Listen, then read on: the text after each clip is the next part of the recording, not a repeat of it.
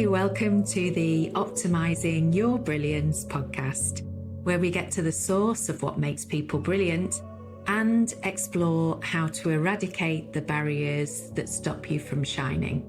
By shining, I mean being at your absolute best in both work and life.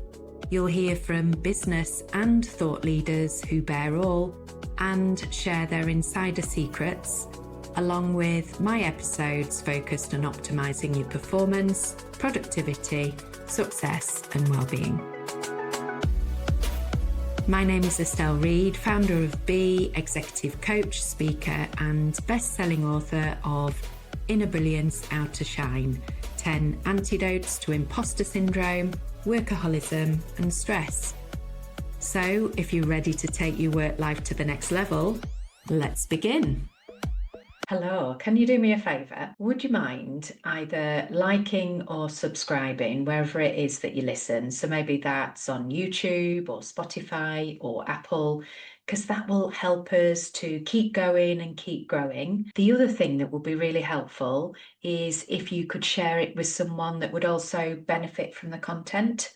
Thank you so much. Really appreciate it. Right, let's get on. Hello, it's your coach, Estelle. I thought I'd run a coaching session for you because Christmas can be a tricky time in that, the dynamics around that Christmas table, to be honest, they're not too much different to the dynamics around the boardroom table. So you're going to be able to make connections, hopefully, with some of the stuff that goes on in the boardroom or meeting room table, and some of the challenges that you might be faced with over Christmas when it comes to navigating family or whoever it is that you have around your Christmas table.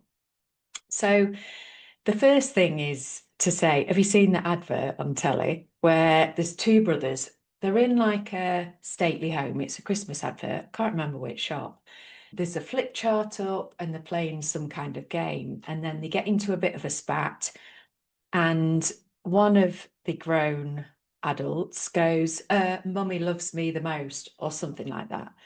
And that's the same when it comes to our own Christmas events. And what I thought I would talk about is how you can navigate those relationships. But what we can find is that just like on that advert, everybody falls back into classic stereotypical roles.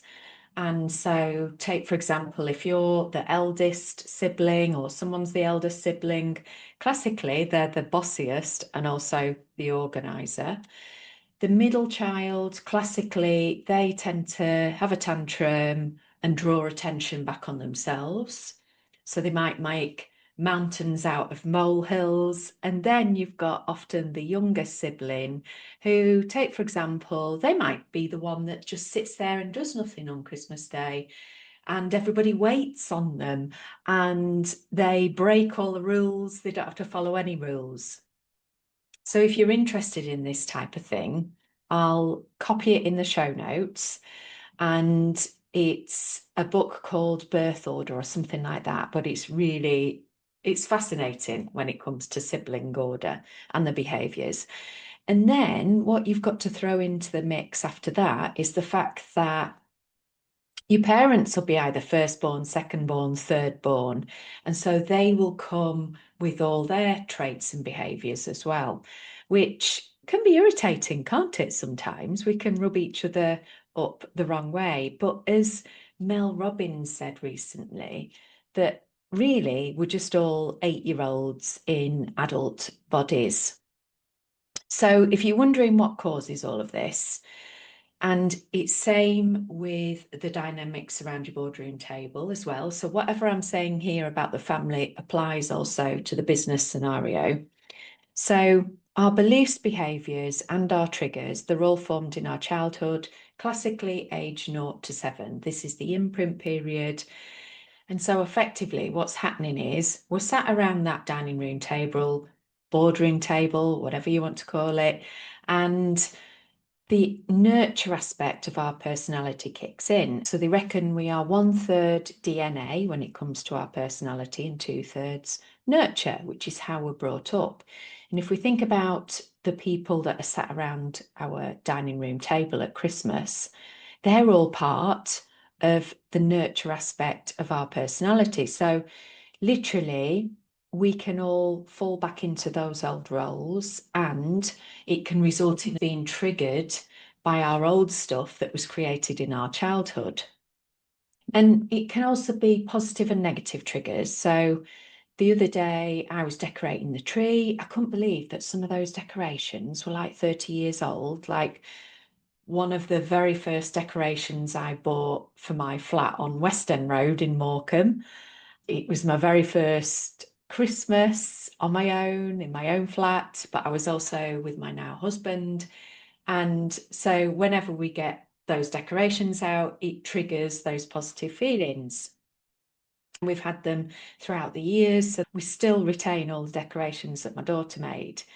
And so putting those on the tree, that's why we can have positive triggers around Christmas. But obviously, so a positive example, I absolutely loved Christmases at my nan and granddad's.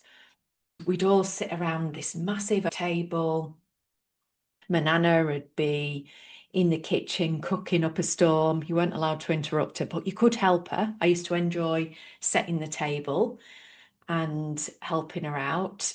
And even to this day, I still love setting the table. Interestingly, I also still love having my family around a big old table.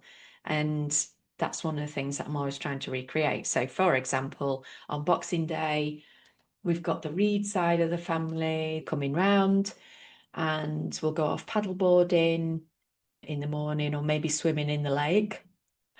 Then we're going to feed them, play games and all that kind of thing. So that's an example of a positive family experience. The flip side is that we can also be triggered negatively. So it might be that people are on their own, or it might be that a family member says stuff which triggers us right back to something that reminds us of our childhood. So I remember years ago, there was some sibling rivalry going on. It was a special birthday for two people, and one person decided they also wanted to celebrate at the same time as another person. And this made one of the siblings feel a certain way, let's say that. And going back to sibling rivalry, firstborn, secondborn, thirdborn, there were accusations going back and forth about, oh, this person's drawing attention to themselves and we should just be celebrating this person's birthday. And everything was being said to the parent, even though everybody was a mature adult. So it's interesting, isn't it? Even regardless of our age, we all fall back into these old patterns. Other examples. So examples I've come across with my clients, and again, it involves tables. It's really fascinating. So I remember working with one client who the meaning of being sat around a table for them meant they had to be quiet because dad was reading the paper. And when dad was reading the paper, if you tried to interrupt him, you squabbled with your siblings, there will be consequences for that.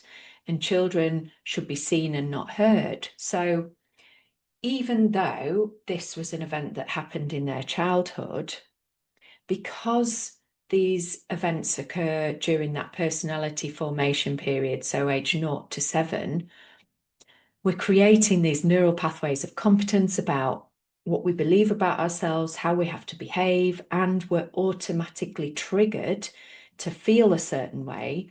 So in that situation, this client felt fearful. So whenever they were sat around a table and there was someone senior, and that someone senior could be a boss or a senior colleague, they were triggered into being seen and not heard. And so they wouldn't contribute their ideas during those meetings. And interestingly, the science on when team members don't contribute their ideas, they reckon it costs the business on average $7,500 per idea. That's a lot, isn't it? If people aren't volunteering their ideas. I've had other examples where people don't want to speak up. and it relates to the school table. So I know you will have heard me talk about I was sat on the thick table. So that would then translate into, not wanting to speak up, especially in a classroom environment. What it translates to in adulthood is just a meeting environment. But I have dealt with clients that had events such as, well, I got my spellings wrong, or I got a maths test wrong, or I had to read out in class and all eyes were on me and I stumbled over my words, or the teacher asked me a question and I got the answer wrong. And it's that moment of public humiliation and shame. And do you know what? Shame causes trauma in children, especially if it occurs during that 0 to 7 period. So they're then triggered into these fear and shame-like feelings when they get into a similar situation. And it's why a lot of people fear presenting, just reminds them of the school days. And they are concerned about not knowing the answer, getting something wrong, looking stupid. And all of these beliefs and feelings, it's just old stuff from the old table at school. That's all it is that's going on. Then what's interesting, so we have these negative experiences and then we develop what I refer to as a behavioural coping strategy. So we behave in a certain way so that we feel good enough because we felt not good enough. I'm working with a client at the moment, and their way of coping with feeling not good enough is to learn loads of stuff. But then, of course, it impacts the way in which they communicate with people. They end up giving excessive information, which puts people off and was affecting their sales. It's really fascinating. And there are two ways in which we can solve these issues. So when we're sat around these tables, the first way, you know me, I believe in cheat and change, removing the triggers by using something like Havening or EFT. And that's what I do in my role as coach. It's not a usual way to work as a coach, but that's what I do. And so going back to the person who was struggling with sales, they were afraid of getting things wrong. They didn't want to pick up the phone. They didn't want to put themselves forward. Once we cleared that up, they found themselves just being able to pick up the phone, being able to present more concisely to clients. And then all of a sudden they've turned around the sales numbers and the winning business. So you can use Havening, EFT, something like that. The second way, so if you're more of a, look, I want to do this change for myself, then I'm going to share with you now some practical models that will not only keep you sane over Christmas, but it will give you a way of working through the problem as well. What I will say with this, so the small print with what I'm about to share with you is, in the cheat and change way, all you do is you remove the trigger. So using EFT or Havening, you remove the triggers and then you slot back into that context and you're just different because you're not being triggered by the old ways. So you're not being triggered back to that 0 to 7, that imprint period. And you're not behaving a certain way either round the dining room table or round the boardroom table. So you will have a neural pathway of competence which creates that automatic behaviour and that trigger. The alternative way, so if you're not going to scramble that neural pathway using something like Havening or EFT, then the alternative way is to practice a new behaviour for 66 occasions. That's how long it takes on average to create this new neural pathway of behaviour. So the way in which you want to behave instead. So that's the small print on what I'm about to share with you.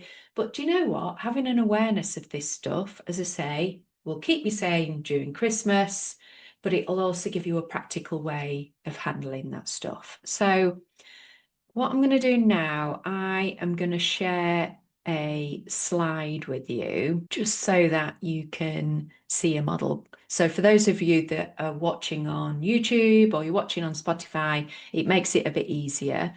For those of you that are listening, I am going to do my best to talk you through the model. So what we've got here is the classic iceberg diagram. So this is what's going to keep you sane. So can you remember me talking about Mel Robbins, and we're all just 8-year-olds having a tantrum at Christmas. So the tip of the iceberg is the stuff that you can see, the results, the language, the behaviour. So this is the visible stuff. Now, the way I think about my clients, the way I think about relationships, if someone is misbehaving, so they're being that 8-year-old having a tantrum, to reflect and go, actually, what's causing that?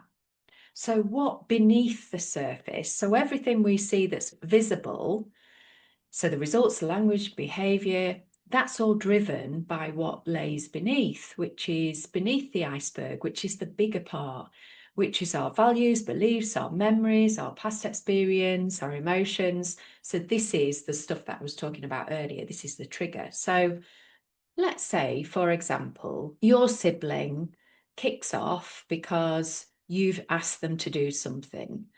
And at a deeper level, this makes them feel controlled, bossed about, told what to do. And so they answer back in a curt or a bit of a rude way. So they're having a tantrum. This will relate at some level to some past experience. And often it's to do with them, it's not to do with you. But keeping this model in mind, so if you're seeing naughty behaviour on the surface, so the tip of the iceberg, just question, okay, so what's causing that at a deeper level? And as I say, that can help you stay sane. Now, the next bit of theory I want to share with you is something called the Cartman drama triangle. So for those of you that are listening, we've got a triangle. We've got one square which has got victim written in it. We've got one square which is got persecutor written in it, and another called rescuer. And each of these squares form, or points, these are each points of the triangle. So when we have a tantrum, we can be trapped in this. So let's think about a classic around the boardroom table or around the Christmas dinner table that you might come across. So you'll maybe have that individual who's the victim. The victim is they want to complain. There's always an issue in the life. So it might be a health issue. They like the attention and they feel helpless. Then you might have the individual around the table that's the persecutor. They're the one that's always pointing the finger of blame at people. They're the argumentative ones. They're the aggressors around the table. And then you might have those that are rescuers. So they don't want the aggressor to attack the victim. So the persecutor might say something like, oh, just pull yourself together. Why haven't you resolved this now? Why are you still complaining about this? And then the rescuer might step in and say to the victim, oh, look, I'm really sorry to hear that you're suffering, and effectively take that problem off their hands. And so the cycle continues. And often this goes on at an unconscious level. So if I was to give you a real life business example, so this is one of my very first examples when I first started my consultancy 20 years ago. And all of this theory, by the way, it's from transactional analysis, and this is known as the PAC model. And PAC stands for parent, adult, child. I'm going to describe for those of you that are listening. So on one level, we've got a circle marked parent, and the parent can be split down the middle. So on one side, we can have a controlling parent. On the other side, we've got nurturing parent. Then at the bottom of the model, we've got a circle with the word child in it, and we've got compliant child on one side of the model, and then we've got free rebellious child on the other side of the model. So classically, we communicate as parents or as children. If you have had some training, so often when I train or coach my leaders to be the third option, which is the option in the middle, which is adult. So we refer to this as assertive adult or coaching adult.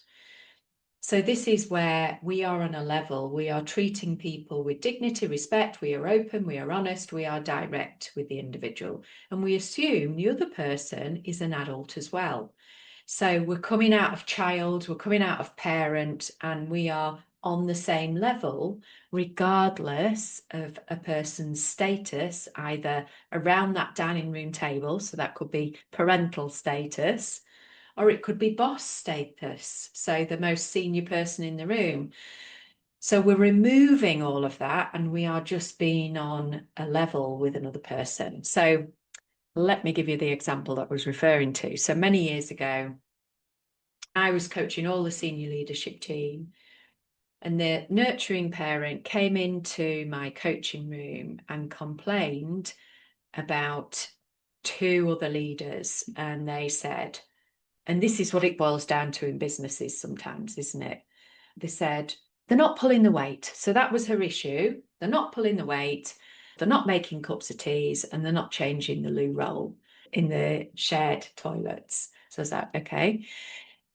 And the nurturing parent, not only did they tell me about it, but they also went to tell the controlling parent, who was the senior boss in this organisation. So we've got two parents, two leaders. But if we go back to the previous slide, which was the Cartman drama triangle, the nurturing parent was also the victim. The reason being is they weren't resolving the issue for themselves. They wanted the controlling parent to rescue them from this particular situation. So what the controlling parent did is they put another rule in. So control is all about rules, dictating, telling others what to do.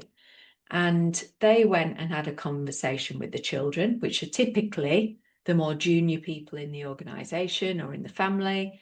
And they basically said, make more cups of tea, pull your weight, or else. And then what was interesting is the more junior leaders, do you know what? They brought it to the coaching session as well. So first of all, I got the compliant child who came into session and they said, oh, I've been told off by the boss. I need to make more cups of tea. And that was, ta-da, resolved. How many times as leaders do we just go, oh, just do it. Here's the answer. Here's the solution. Just get on with it. The free child, on the other hand, came into the coaching session and said, well, he can shove his job up his arse. I ain't doing that. And they were naffed off. And they said they're not gonna do that. But here's the thing. So by this stage, I had had a conversation with the controlling parent, the nurturing parent, the compliant child, and the free child. And all of this could have just been resolved if the person with the complaint, the nurturing parent, had had an open, honest, and direct conversation with the offending adults. So adult to adult. And this leads me nicely on to the next model. So this is the SBI model of feedback: situation, behaviour, impact, and then you add the R, what your request is. So let's say you want to give some feedback, either over Christmas or in your business. So we start with, what's the situation? You describe the situation, you be specific about where and when it's occurred. So in this scenario, the nurturing parent could have simply said to her colleagues in an adult to adult way, hey, I've noticed you've not been making cups of tea. The behaviour. So this is describe the behaviour and stick to what you saw and heard. Avoid those judgments. So a judgment would be, you're being lazy and you're not pulling your weight. So using inflammatory language. So what we do as an alternative, we use tangible examples. So I picked up 4 mugs off your desk today. I changed the loo roll after you exited the toilet. Could have been an example. I'm starting to realise this is just a rubbish example, but you get where I'm going. So what did I see? What did I hear? And then you describe the impact. So in this scenario, the impact was that for this individual, They were getting naffed off with having to make all the cups of tea, clean all the pots, as opposed to sharing the responsibility. Now, again, we're not going to use inflammatory language, but you might say, the impact of this is I am spending more time in the kitchen washing up than you. And I'd like to think that we're all part of the same team. And when you don't wash up, this makes me feel frustrated. So you own any feelings that you've got. Then the request is simply, it'd be great if you could make a few brews as well, and that you tidy up after yourself. So that's adult to adult. You've not wasted anyone else's time slagging them off behind the back or waiting to be rescued for someone else to handle that particular situation. And let's say you sat around, you're thinking about Christmas. And so the situation could be your eldest sibling always assumes that you're going to go to their house for Christmas dinner. So that's the situation. The behaviour might be, when you sent me the text the other day saying, ring me, I want to talk to you about what you're going to bring to my house for Christmas. So that's the situation. You describe the impact. The impact, it makes me feel that it's assumed that we're always going to go to your house for Christmas. The request is, I would prefer it that you ask if we want to go for Christmas rather than assume. So rather than being like that controlling parent, I want you to bring, and then the person can then react as compliant child. Okay, I'll bring these things to Christmas. Or they can do that rebellious child, where they stick two fingers up behind your back and they moan about it to everyone else. So we're back into the Cartman drama triangle. They're either being victim, moaning to everyone else, oh, there's nothing I can do about it, I've just got to go at Christmas, or being persecutor about it, slagging them off to everyone else. Instead, you make the request and you say, this year we're choosing to have Christmas at home. And as I say, I would prefer it in future if you just ask rather than assume. And that's it.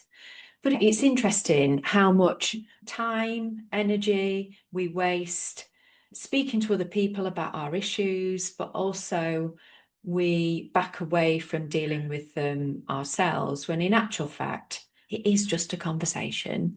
And you know what? Going back to the iceberg diagram, if you handle the conversation, so using the SBI model that I've referred to, and you're civilized, you're adult to adult, if they kick off and they have a childlike reaction, so they have a paddy, be reassured in that you've done everything you need to do. You've treated them adult to adult, you've been open, honest, and direct, you've spoken to them rather than speaking to someone else. So you've got iceberg diagram, you've got the parent, adult, child diagram. Remember to do adult to adult. You've got the Cartman drama triangle, victim, persecutor, rescuer. Don't get sucked into any of those. And the way that you exit the Cartman drama triangle is you speak to someone adult to adult. And you use the SBR model, situation, behaviour, impact, and then you add the R, what your request is, to speak openly, honestly, and directly to that person. So I hope it helps. Wishing you a Merry Christmas. I should have put my Christmas jumper on for this, shouldn't I? And a very prosperous new year. I've got another podcast coming up to help you think about your new year, what you want from that. And I've got a really simple, great model for you to use in that next podcast stroke coaching session. Thank you for all your support this year. Thank you for listening. Did you know that this podcast is really growing in terms of followers? It's grown 94% quicker than other new podcasts. My request, if you could like, subscribe, follow, share with others, that will help us to keep going and keep growing. It I'll be honest, I really underestimated the time it takes to produce, edit, publicise this podcast, but the feedback I've had has been that it's really helping people, so I'm really pleased about that. That's what I do for a living. I help people. So yeah, if you could help me out by doing like, subscribe, follow, share, that would be amazing. So take care, signing off. If you'd like to be notified when the next episode drops, remember to subscribe. If you found this episode helpful, please share it with someone who might benefit. Finally, if any of these topics have sparked your interest and you'd like to work with me, you can apply for a free discovery call at estelleread.com. Let's see if we're a good fit. You'll also find plenty of free resources there. I'm Estelle Read, executive coach, speaker and best-selling author, and this has been the Optimising Your Brilliance podcast. Thanks for listening. This podcast is for informational purposes only and should not be considered professional advice. Please consult with a qualified professional for any specific advice related to your situation.